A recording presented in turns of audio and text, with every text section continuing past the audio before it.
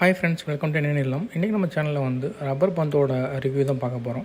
So இந்த படம் வந்து பார்த்திங்கன்னா தமிழரசன் சார் எடுத்திருக்காரு.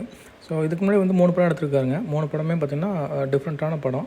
எஃப்ஐஆர்னு சொல்லி ஒன்று எடுத்திருக்காரு, நெஞ்சுக்குள் நீதி, இது 3rd ஃபிலிமு. ஸோ 3 படமே வந்து 3 டிஃப்ரெண்ட் ஜோனில் இருக்கும்.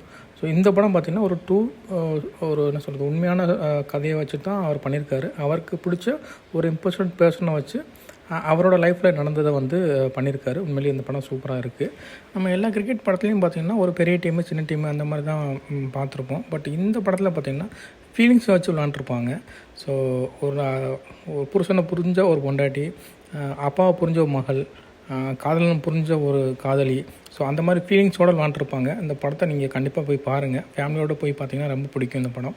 ஸோ அந்த ஃபீலிங்ஸு ப்ளஸ் கிரிக்கெட்டு, அது ரெண்டும் சேர்த்து எப்படி டேரக்டர் வந்து இந்த படத்தை ப்ளே பண்ணியிருக்காரு அப்படின்றது வந்து நல்லாவே இருக்கும். இந்த வீடியோ உங்களுக்கு